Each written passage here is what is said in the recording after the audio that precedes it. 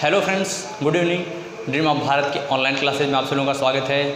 हम पुनः उपस्थित हैं, आज इसी टॉपिक को कंटिन्यू करेंगे और आज का जो टॉपिक है यह है भारत के गवर्नर जनरल। इससे पहले मैंने ऑलरेडी जो है बंगाल के गवर्नर और बंगाल के गवर्नर जनरल पर मैंने वीडियो बना दिया है और ये टॉपिक अपने आप में बहुत ही महत्वपूर्ण है और इसलिए भी और महत्वपूर्ण हो जाता है क्योंकि आधुनिक भारत का टॉपिक है। इस वजह से इसकी महत्ता थोड़ा सा और भी ज़्यादा हो जाती है।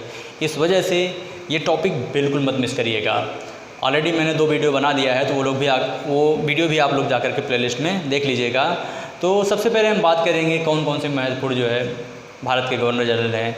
लॉर्ड विलियम बेंटिक की बात करेंगे तो लॉर्ड विलियम बेंटिक 1828 से लेकर के 1835 तक का जो टाइम पीरियड रहता है वो लॉर्ड विलियम बेंटिक का है। विलियम बेंटिक के बाद चार्ल्स मेटकाफ है। यह एक कार्यवाहक गवर्नर जनरल था लेकिन 1835 से लेकर के 36 तक 1 वर्ष का कार्यकाल रहता है। इसके बाद मेटकाफ के बाद है लॉर्ड ऑकलैंड और ऑकलैंड 36 से लेकर के 42 तक का टाइम पीरियड जो है ऑकलैंड का है। इसके बाद एलनबरो 42 से लेकर के 1842 से लेकर के 1844 तक का जो टाइम पीरियड है वह ऑकलैंड का है। इसके बाद एलनबरो लॉर्ड एलनबरो का जो टाइम पीरियड है वो 1842 से लेकर के 1844 तक का है। इसके बाद लॉर्ड डलहौजी का, इसके बाद एलनबरो के बाद लॉर्ड हार्डिंग का टाइम पीरियड प्रारंभ होता है और लॉर्ड हार्डिंग 1844 से लेकर के 1848 तक जो है वो कार्य करता है।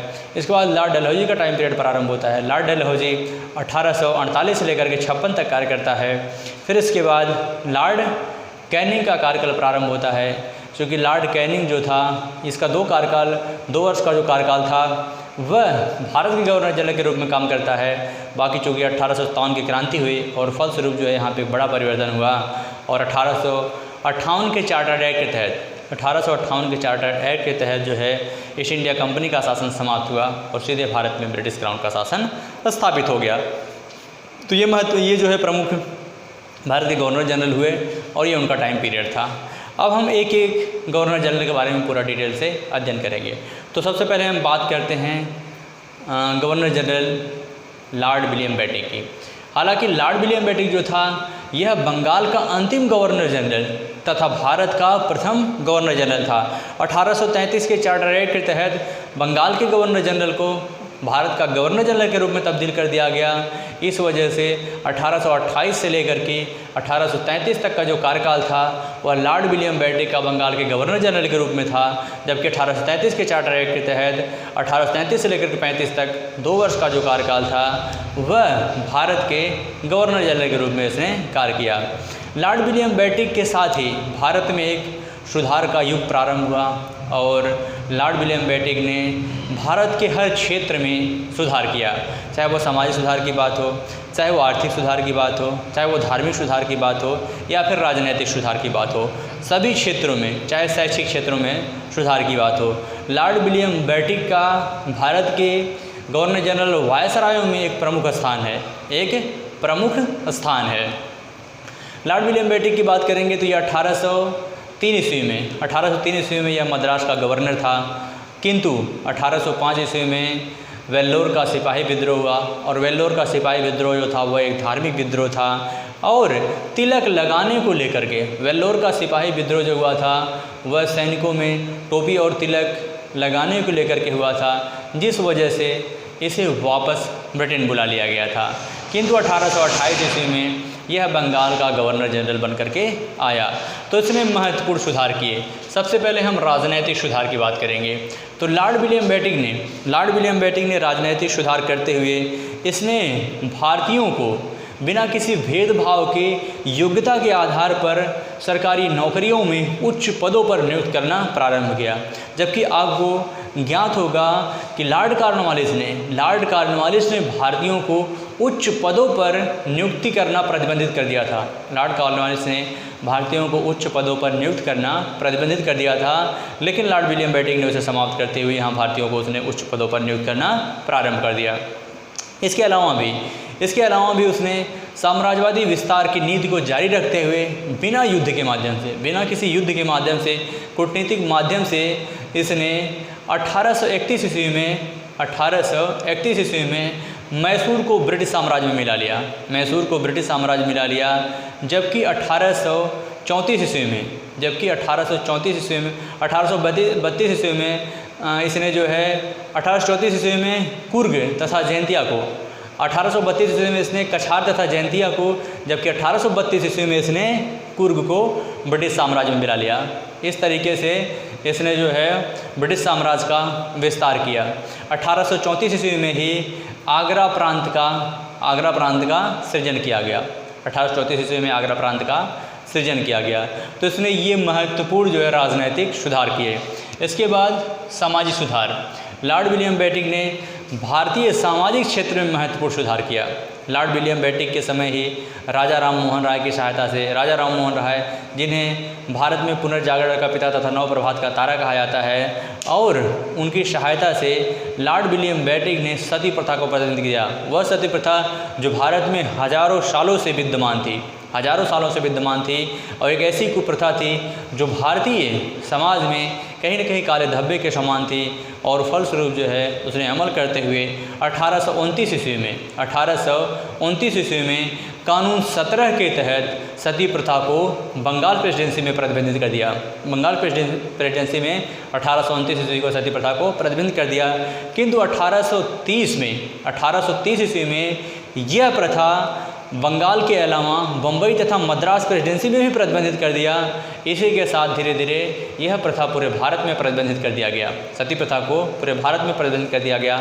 तो सती प्रथा को प्रतिबंध करने का जो श्रेय जाता है वो लॉर्ड विलियम बेटिक को ही जाता है। लॉर्ड विलियम बेटिक ने इसके अलावा ठगी प्रथा को भी प्रतिबंधित किया। कर्नल श्रीमैन की सहायता से 1830 ईस्वी में इसने ठगी प्रथा को भी प्रतिबंधित कर दिया। 1830 ईस्वी में कर्नल श्रीमैन की सहायता से ठगी प्रथा को भी प्रतिबंधित कर दिया। इसके अलावा इसने दास प्रथा को भी प्रतिबंधित करने का प्रयास किया। और साथ ही साथ शिशु हत्या को भी प्रतिबंधित करने का प्रयास किया था। इसने प्रयास किया था।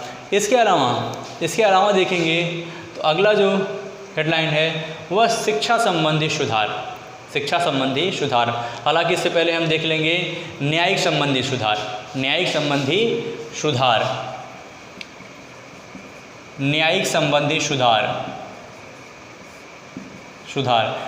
क्षेत्रों में सुधार करते हुए लॉर्ड विलियम बेटिक ने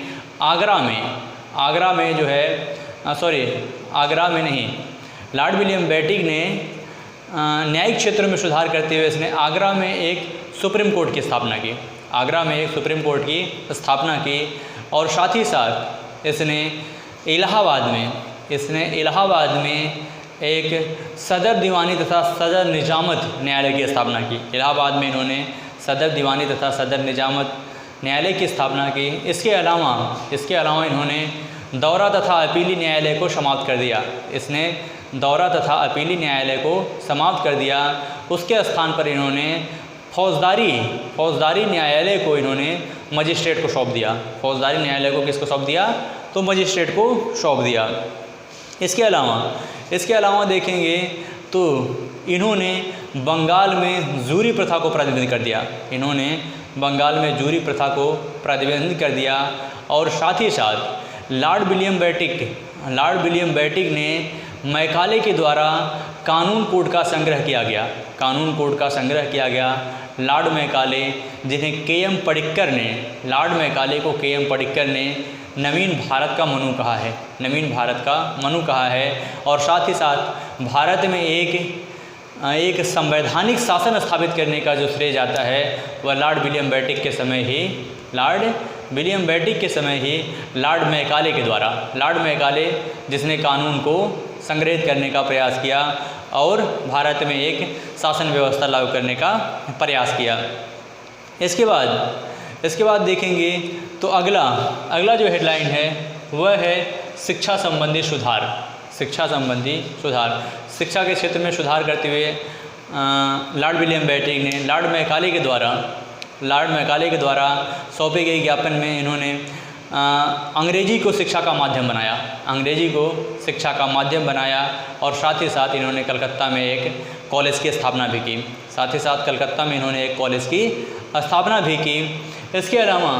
इसके अलावा देखेंगे तो आर्थिक क्षेत्र में भी लॉर्ड विलियम बेटिक ने महत्वपूर्ण कार्य किए। लॉर्ड विलियम बेंटिक ने राजस्व को कम कर दिया। इसने क्या किया कि राजस्व को कम कर दिया, जिससे राजस्व कम होने की वजह से किसानों तथा ज़मींदारों पर बोझ कम हो गया। किसानों और ज़मींदारों पर बोझ कम हो गया राजस्व कम करने की वजह से। इसने जो है सरकारी खर्चे में भी कटौती कर दी, सरकारी खर्चे में भी कटौती कर दी। इस तरीके से इसने जो है आर्थिक क्षेत्रों में भी महत्वपूर्ण कार्य किया। इसके अलावा देखेंगे तो अन्य सुधार, इसके द्वारा अन्य भी महत्वपूर्ण सुधार किए गए। जैसे इसने प्रेस के क्षेत्र में भी महत्वपूर्ण सुधार किया, प्रेस के संदर्भ में भी इसने महत्वपूर्ण सुधार किया। और एक बार तो इसने स्वयं कहा था कि मेरी नज़र में ऐसा कोई क्षेत्र नहीं है जिस पर प्रेस अपनी राय ना दे सके, ऐसा कोई क्षेत्र नहीं है जिस पर प्रेस अपनी राय ना दे सके।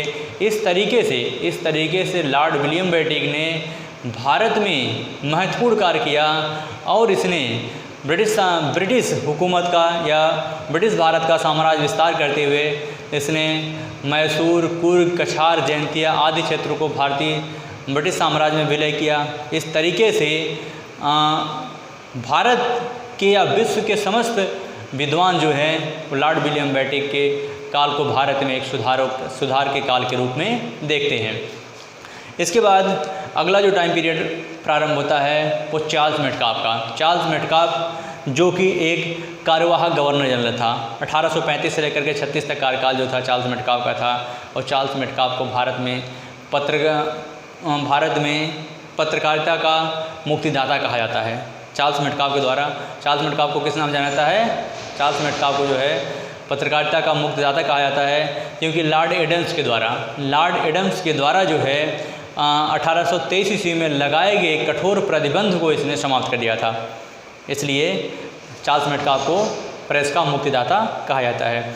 इसके बाद मेटकाफ के बाद अगला जो टाइम पीरियड प्रारंभ होता है वह है लॉर्ड ऑकलैंड का। वह किसका टाइम पीरियड प्रारंभ होता है? लॉर्ड ऑकलैंड का।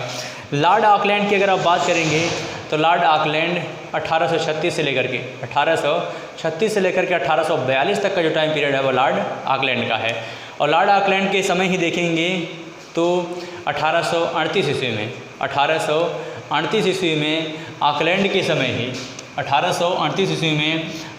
के समय ही एक त्रिपक्षीय संधि होती है अंग्रेज़, शाहसूजा तथा महाराजा रणजीत सिंह के मध्य एक त्रिपक्षीय संधि हुई और जिसका परिणाम प्रथम आंग्ल अफगान युद्ध प्रारंभ हुआ। जिसका परिणाम क्या हुआ? त्रिपक्षीय संधि का प्रथम आंग्ल अफगान युद्ध। प्रथम आंग्ल अफगान युद्ध 1839 से लेकर के 1842 तक 1839 से लेकर के 42 तक जो प्रारंभ हुआ, प्रथम आंग्ल अफगान युद्ध प्रारंभ हुआ 1839 ईस्वी में ही। इसके समय ही 1839 ईस्वी में महाराजा रणजीत सिंह की मृत्यु हो गई। 1839 ईस्वी में किसकी मृत्यु हुई? लॉर्ड ऑकलैंड के समय महाराजा रणजीत सिंह की मृत्यु हुई। लॉर्ड ऑकलैंड के समय ही शेरशाह सूरी मार्ग का मरम्मत कराया गया, जिसे जीटी रोड के नाम से भी जाना जाता है। और इसी के समय एक ब्लैक एक्ट लाया गया था। उस एक्ट के तहत काले गोरे में जो रंग को लेकर के विभेद होता था, तो रंग विभेद को समाप्त कर दिया गया। रंग विभेद को इसके समय ही समाप्त कर दिया गया और प्रथम आंग्ल अफगान युद्ध भी इसके समय प्रारंभ हुआ।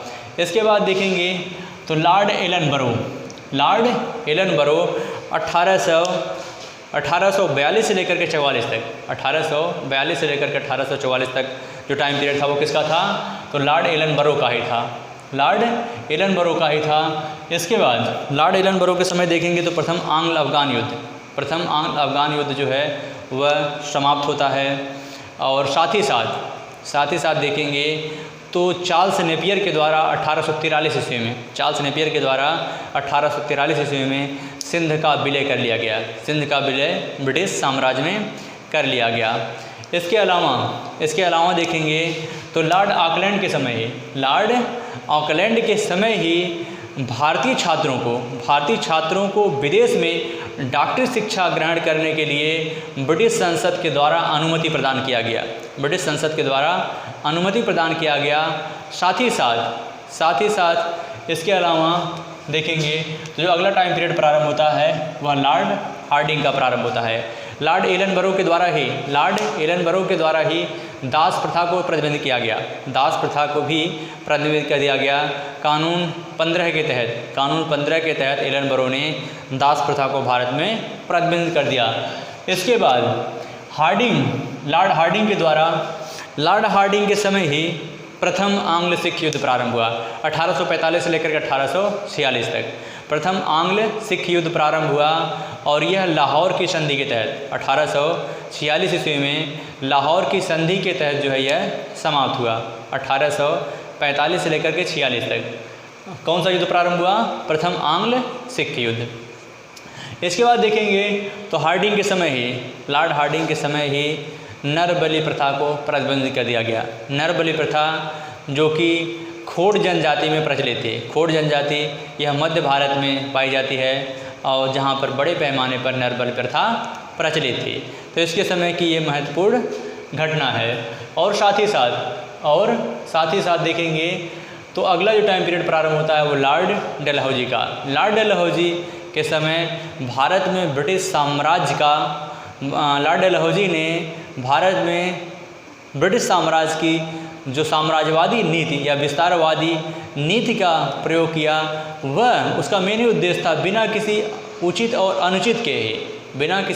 अनुचित के ही वह भारत में कई ऐसे छोटे छोटे राज्य थे जिनको ब्रिटिश साम्राज्य में उसका विलय करने का मेन उद्देश्य था। और अपने उद्देश्य की पूर्ति के लिए उसने भारत में जिस नीति का प्रयोग किया उसे लॉर्ड डलहौजी की हड़प नीति अथवा डलहौजी के व्यपगत का सिद्धांत अथवा डॉक्ट्रिन ऑफ लैप्स या गोद निषेध प्रथा के नाम से जाना जाता है। डलहौजी की हड़प नीति, डॉक्ट्रिन ऑफ लैप्स, गोद निषेध प्रथा आदि नामों से जाना जाता है। लॉर्ड डलहौजी के समय देखेंगे तो इसने जो है कई क्षेत्रों में जैसे राज्य की श्रेणियाँ, लॉर्ड डलहौजी के समय राज्य को 3 श्रेणियों में बांट दिया गया था। कौन कौन सी श्रेणियाँ थी अभी उसकी चर्चा बाद में करेंगे। इसके बाद इसकी विलय की नीति से कौन कौन से राज्य प्रभावित थे इस पर हम चर्चा करेंगे। फिर युद्ध के द्वारा इसने किन क्षेत्रों का विलय किया ब्रिटिश साम्राज्य में। इसके बाद इसने सैनिक सुधार, कौन कौन से महत्वपूर्ण सैनिक सुधार किए, साथ ही साथ इसने शिक्षा संबंधी क्या सुधार किया और अन्य सुधार क्या किया। तो सबसे पहले देखेंगे राज्य की श्रेणियाँ। इसने जो है राज्य को 3 श्रेणियों में विभाजित कर दिया था। प्रथम, द्वितीय और तृतीय श्रेणी। प्रथम श्रेणी, द्वितीय श्रेणी और तृतीय श्रेणी। प्रथम श्रेणी के अंतर्गत वे राज्य आते थे जो कंपनी के साथ संधि से पूर्व स्वतंत्र थे। प्रथम श्रेणी के अंतर्गत वे राज्य आते थे जो कंपनी के साथ संधि से पूर्व पूरी तरीके से स्वतंत्र थे। दूसरी श्रेणी के अंतर्गत वे राज्य आते थे जो कंपनी के साथ संधि करने से पूर्व स्वतंत्र नहीं थे। तीसरी श्रेणी के अंतर्गत वे राज्य आते थे जिसका निर्माण कंपनी ने स्वयं किया था। तो गोद लेने के अनुमति के संदर्भ में यदि प्रथम श्रेणी के राज्य गोद लेने की अनुमति मांगेंगे तो उन्हें गोद लेने की अनुमति दे दी जाएगी।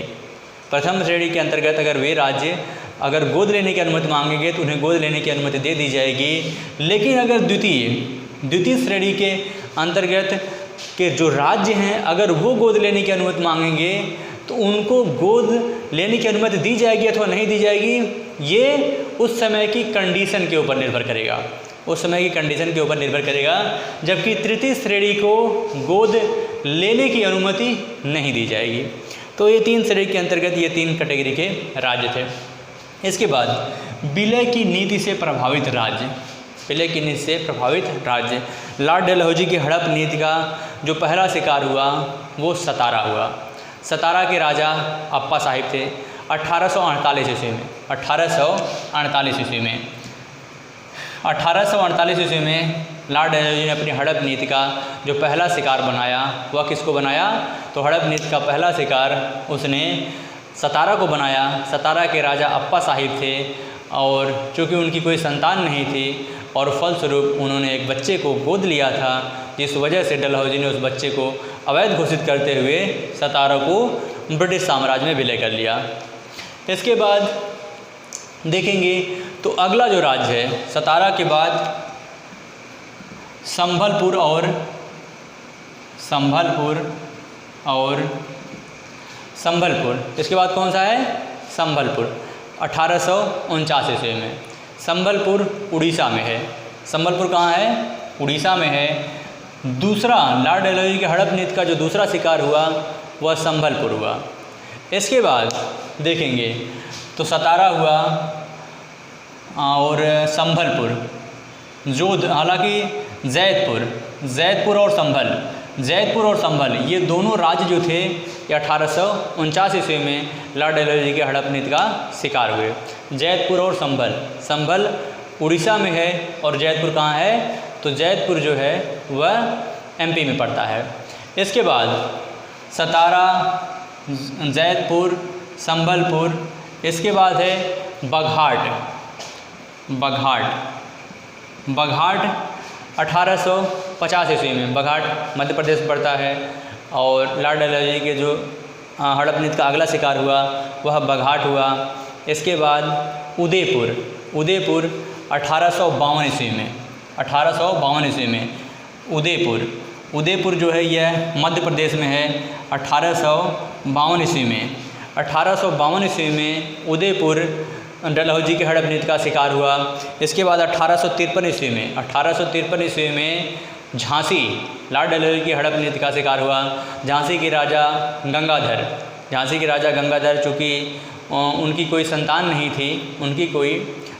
नहीं थी और फलस्वरूप जो है उन्होंने एक बच्चे को गोद लिया था जिसे लॉर्ड डलहौजी ने अवैध घोषित कर दिया और फलस्वरूप उसने भी 1853 ईस्वी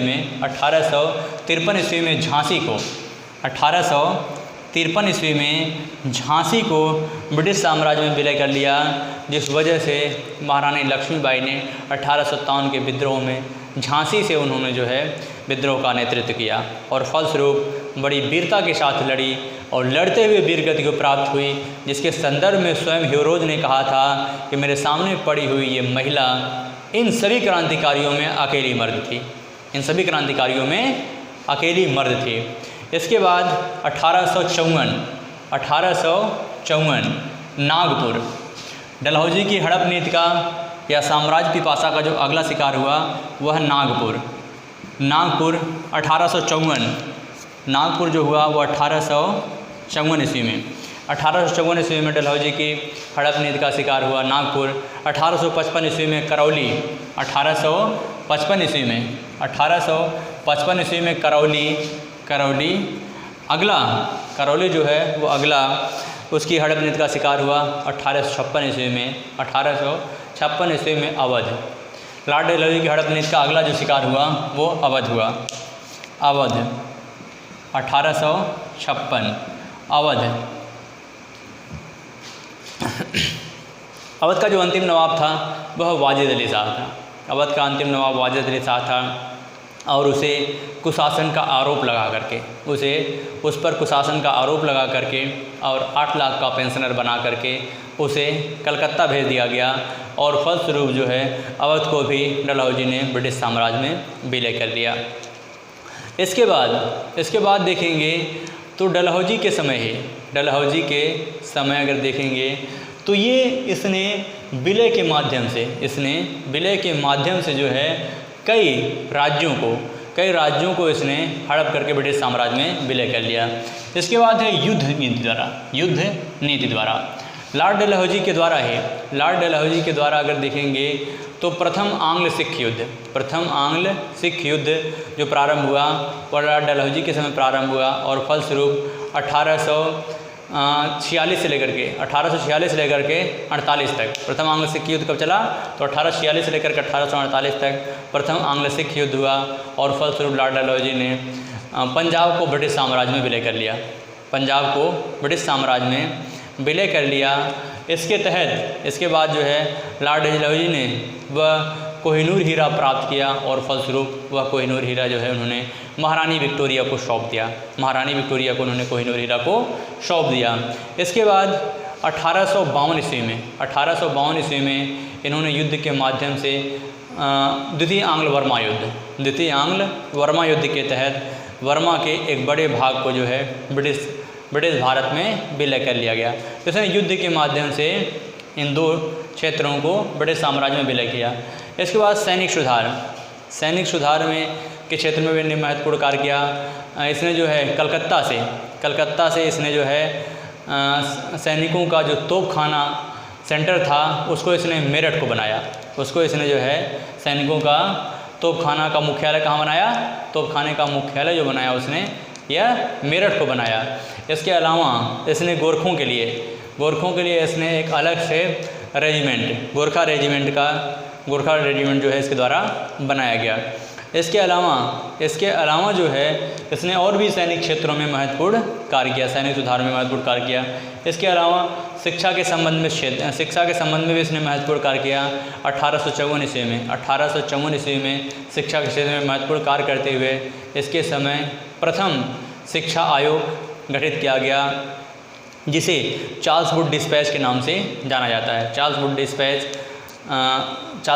जो 1854 में लॉर्ड डलहौजी के समय आया और उसने जो है शिक्षा के क्षेत्र में महत्वपूर्ण जो है सर्वे किया, जिसमें लोकल स्थानीय भाषा को भी प्राइमरी स्तर पर अंग्रेजी के स्थान पर लोकल लैंग्वेज को प्रमोट करने की बात की। साथ ही साथ लंदन विश्वविद्यालय की तर्ज पर बम्बई, कलकत्ता और मद्रास में भी विश्वविद्यालय की स्थापना करने की बात किया गया। इसके अलावा भी देखेंगे तो डलहौजी के समय और भी कई विश्वविद्यालय स्थापित किए गए। तो शिक्षा के क्षेत्र में भी इसने महत्वपूर्ण कार्य किया।